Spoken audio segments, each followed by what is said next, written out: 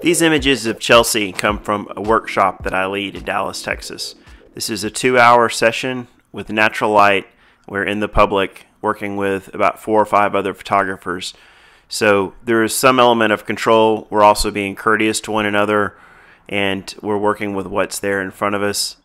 Chelsea is a professional model, and she's hired for her time. She brings really excellent poses and presents very well to the camera. This will be a useful exercise for guys that come to my workshops and see what my workflow looks like over a 2-hour period. In terms of, we shot for 2 hours. It was about 2 to 4 in the afternoon. We're working the shade side of buildings. I personally am shooting with a 100 prime. I want to give you guys a sense of how many pictures I take in a 2-hour period. So I like this perspective and this pattern. So the repetition of the blue doors with the vanishing point. The vanishing point probably over here. So these lines are leading to an implied vanishing point. Is that enough to slot the model into? So anytime you have to get the full body from head to toe, you're including far more of the background than when you're getting the 3/4. I like the fact that our eyes are looking out of the frame. It suggests the world is bigger. And here we're dealing with is this neon and the rail. So perspective, as it leads to a vanishing point, creates a space. You can slot her into this space. Not real worried about these stray hairs. I can send that to Fix the Photo for $5 and get that digitized out if I really am worried about it. At this lower angle, am I looking up her nose or not? So let's scroll through these. Making subtle adjustments with my camera and then catching her expression. Getting lower and wider and then letting the neon go through her and then playing with this vertical here. So perspective almost always gives you a diagonal through the frame. It's really nice.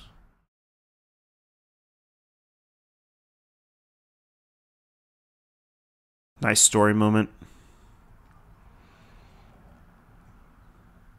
The human subject has a relationship with the background behind them. That can be scale in terms of how big they are, and it can also be like the Gestalt principle of simplicity and continuation. Is there a continuous line around their silhouette, or is the graphic design of the background creating unnecessary lines that confuse the eye so that it can't distinguish the human figure? Also, the space around the human figure, the negative space, and then the human figure is the positive space. The negative space has a shape. Its relationship to the edge of the frame and relationship to the human figure. So it's just kind of an instinctive feeling of does the negative space feel balanced with the attention drawn to the human subject and with the frame around, like the way it's cropped and how much of the environment is included. So those are the criteria that I'm looking at. It's not a science, it's just a feeling of what feels balanced as I'm going through the pictures. I don't like this rail in front of her blocking her hands. I probably wouldn't use any of those. That one is sort of nice. Of these, that one may be usable. I saw there was glare coming in and I thought it might be something I could use. Mostly these diagonal handles are making me want to rotate the camera and try different things.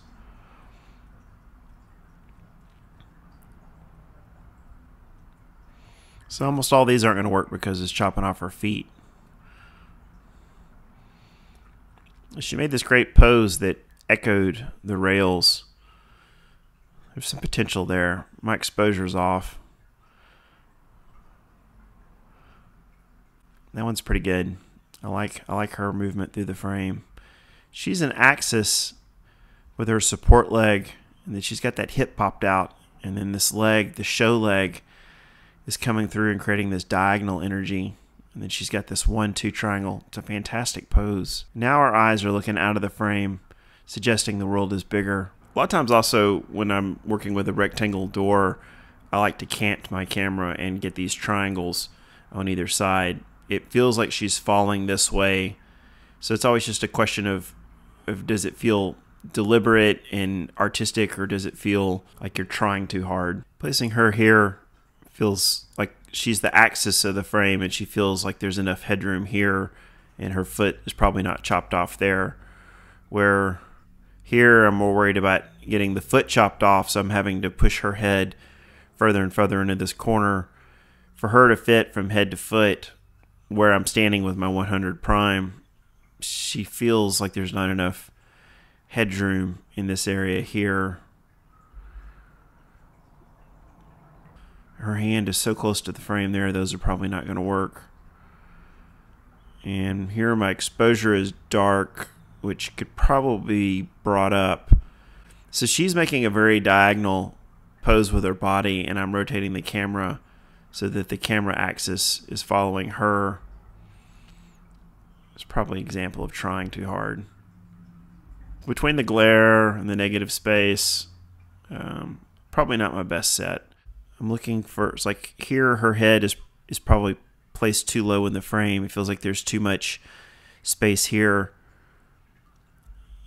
Here, the negative space, there's a slot around her where the metal pattern is continuous, so it doesn't distract from her head. If anything, these are going to be like leading lines. And here the point is the metal creates a repetition pattern. The pattern can become rhythm. And then because it was on a corner, you get this sense of volume. This is a protrusion. So there's a vanishing point back over here, and there would be a vanishing point over here. So a corner of a building can either give you protrusion volume or recession volume. As I pull back, you get the windows behind. This sign could either be a counterpoint or it can be distraction. We were aware of this little faucet here. And there's things you can Photoshop out, or do you change your alignment? Maybe there's something in this that's black and white. Might be able to go through and find a moment.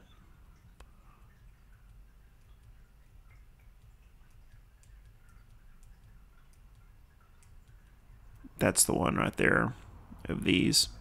Brighten up her face a little bit.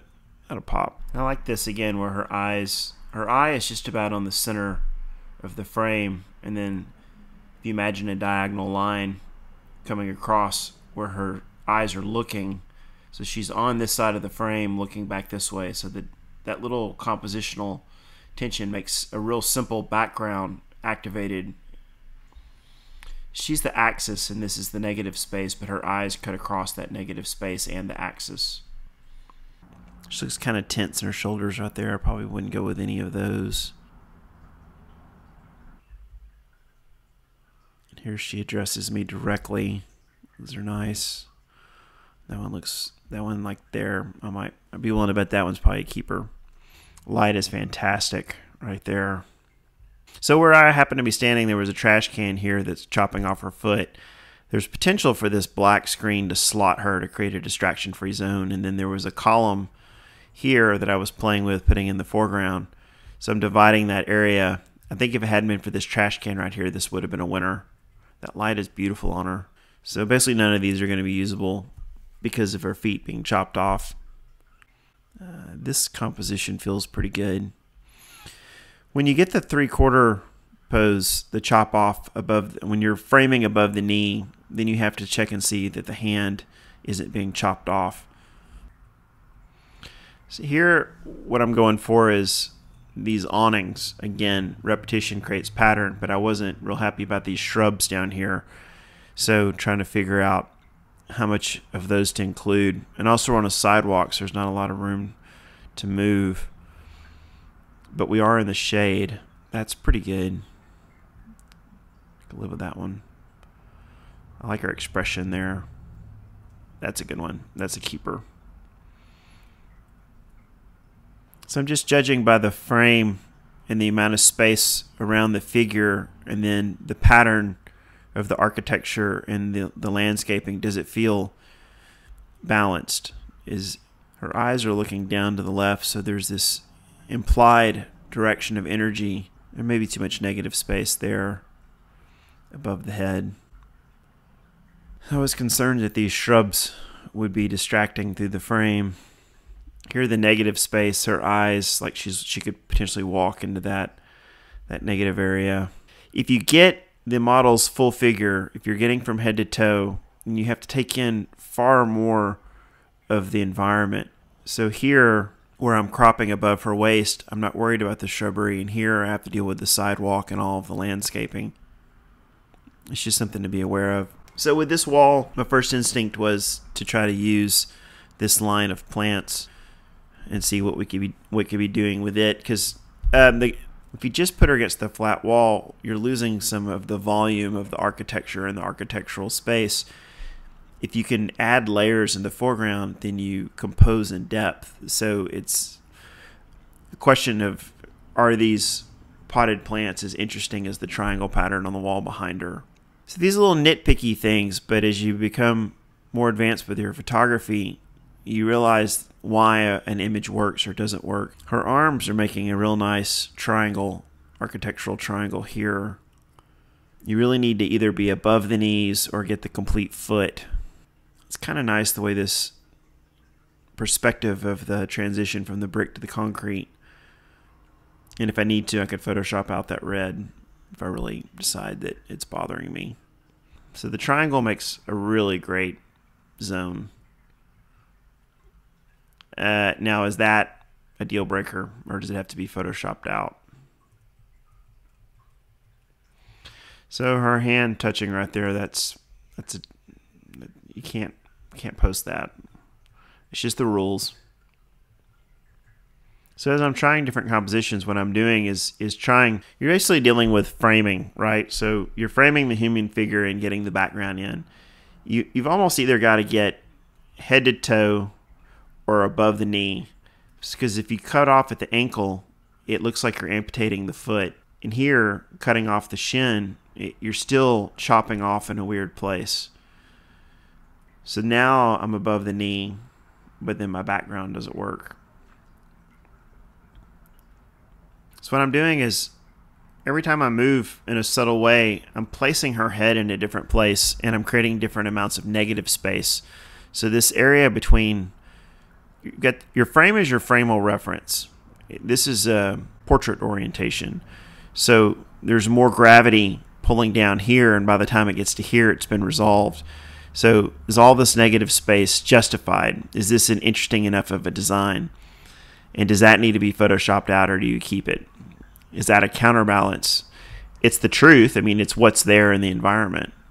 When there's a diagonal line, it goes and it bursts through the frame like a continuing force. And I like how her toe is pointing right there at the corner along with that same line. And then her great architectural pose of that triangle with her arms. Just a question of how much negative space do you want, and does this appear justify the low placement in the frame? Here the triangle is basically taking up the frame, and you've got the negative space because of changing the orientation. This is what I call the eccentric placement, when I put her in a corner of the frame and there's all this negative space. If the design and the architecture is interesting enough, it justifies the eccentric placement. Anytime the subject touches the setting, it links them to the setting. That one's definitely a keeper. I can tell just from squinting at it. I like that one. See here, she's got the C pose. Her head line, her body line, and her leg line, head, body, and leg, form the letter C. So when the eye enters, it has this natural movement down, and then that downward movement can almost continue the same as this black line in the architecture there. This one feels like it probably has the most energy and tension. Let's look at these closer.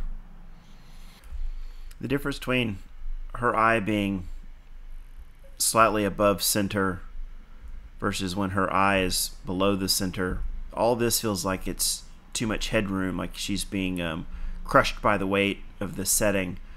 Where that's slightly more dignified, she's overcoming the gravity of the image itself.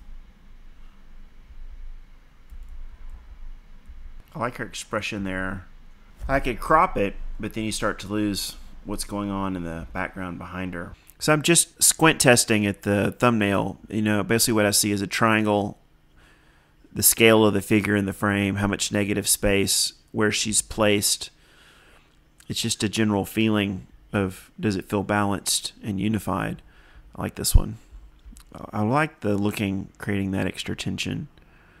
That one looks like a good composition. That one's probably a keeper. The question is she slotted? So a slot is a distraction-free zone. It's usually a continuous expanse of some kind of building material or something in the environment where her head creates a clear outline. So if there's something cutting through her head, that subtle sense of gestalt simplicity of, we want to see a silhouette of a human on the sky, on a horizon. That's what we're instinctively driven toward. And so anything that cuts through the silhouette of the human head is a distraction. Here I'm trying to put those plants in the foreground again. And she made this wonderful triangle pose. And I felt like we needed to move on. We had been here too long. But she just kept giving us better and better poses. There's a little bit of headroom right there. I wish I had been a foot further back and a foot lower. I'm going to give all of these a look, because one of these could be a nice architectural headshot. Architectural in that her arms begin to make these almost like struts, like triangles are used in framing to support weight. Her arms are making this design that both echoes what's going on behind her, but also has this really great structure, like she could support tension within. The elbows and the arms are coming up, but they're not blocking her face either. It's really, really excellent pose. This next set, we were allowed to go up and use this sky bridge that I had always wanted to get up and shoot, but being the leader of the group, we were 5-6 guys up there, and I didn't want to take up space and claim the best spots for the perspective. But to me, all these lines equaled a lot of clutter. I can almost envision this better at night, or if I had flash, which I didn't have. If you shoot from head to toe, you have to include a lot more in the environment, and so there's usually more things to disqualify an image. All these lines could potentially distract from her. I'm looking at this negative space in this line here. Great pose there for Chelsa. So to expose for her, I'm blasting out the background, which is fine, but I kind of wonder, what are we doing up there on a skywalk if this is the results that we're getting? That one right there might work. That might be the one. She's bending at the waist and creating that wedge, that almost V shape. Is really elegant. We found a pocket of sun that's bouncing off of a window, like a little spotlight, and then she should have a more even exposure because we've rotated 180 degrees. And then I like to find these patches of light that are happening in the environment, the serendipity of this pattern that may never happen again. So just looking in general at her pose, the perspective of the handrails creates a shape. So there's this trapezoid here that you can slot the model into. And then the other question I had was the dynamic range of these bright and dark places. Were they going to cancel it out? So if you kind of just look at the human figure and squint at the negative space all around her, does it feel like she's framed correctly? And that's a matter of your own style. The way that leg is tucked in, it looks like it's disappearing. So it's this really the same problem. A hidden limb is as bad as a cropped limb. But she doesn't know that. She's looking, she's posing, and then you, as the photographer, direct her based on what your camera lens is seeing. So this hidden limb, for me, I wanted this leg outstretched. This walkway with the bright sunlight behind her, there just wasn't really very many places where I could get to change the alignment of what was happening in the background. So all of this feels like clutter. That's too much design happening behind her. So that's nice with the tension flowing through. Her hips make the S curve, and then the show leg points to the corner of the frame. Here's a more eccentric placement.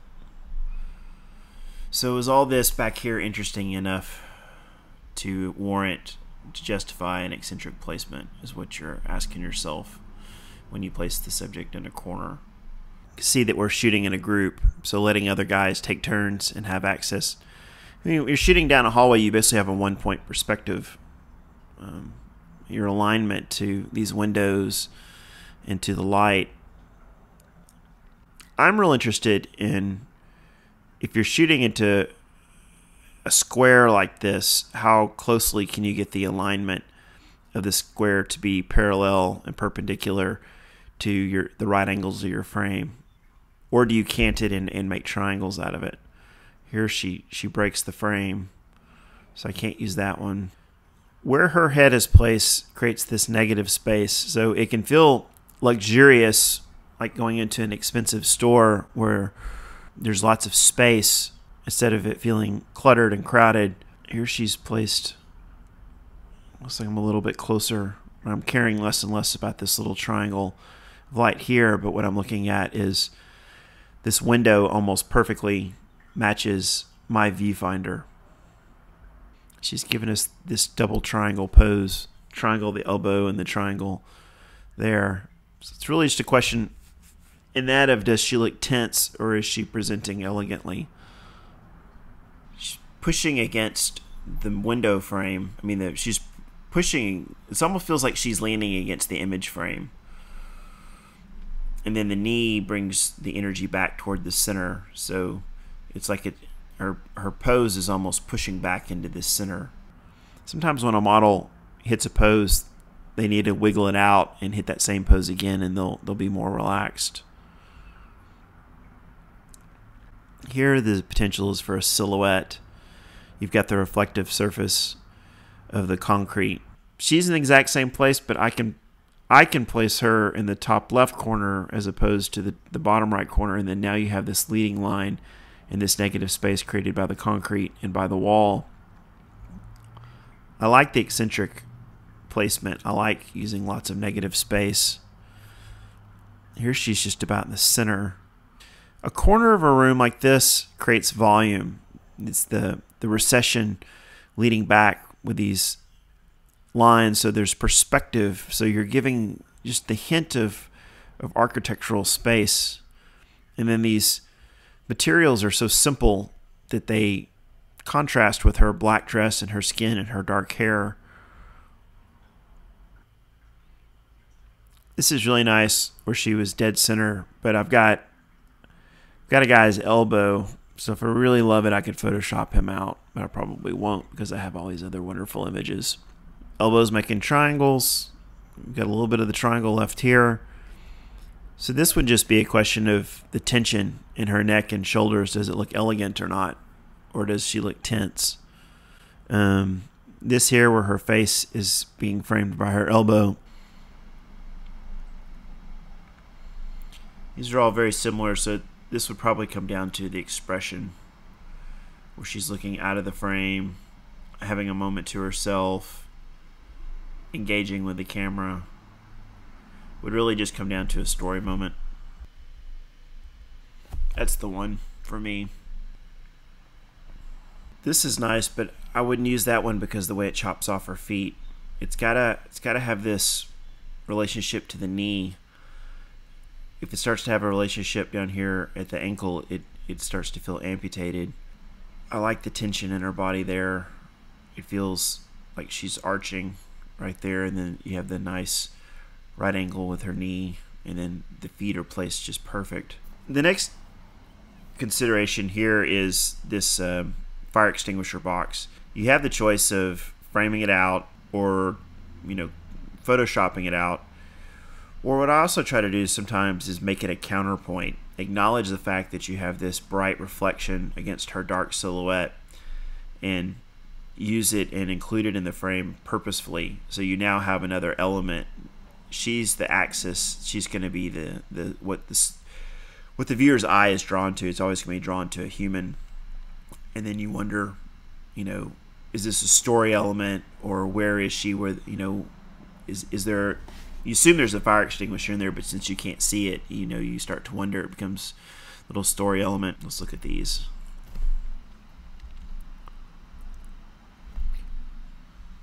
At high placement creates this negative space here. She's engaged with the camera, is nice. I like the negative space above her head. I like this one better. I like her expression better. So that's the one I would pick. So of a 2-hour shoot, these are all of my captures. Ideally, what I would do now is make a subfolder of the ones I've favorited and sleep on it and come back and look at it the next day. And what I would like to do is choose one or two of each one of these sets for potentially photoshopping. A lot of times we'll say editing. What we actually mean is this process of culling the bad images. Her makeup was so on point this day, and she's so beautiful that I seriously doubt there's very much retouching needing to be done.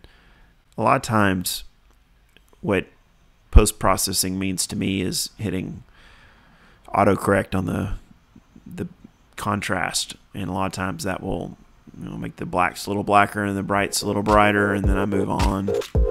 I try to get it in camera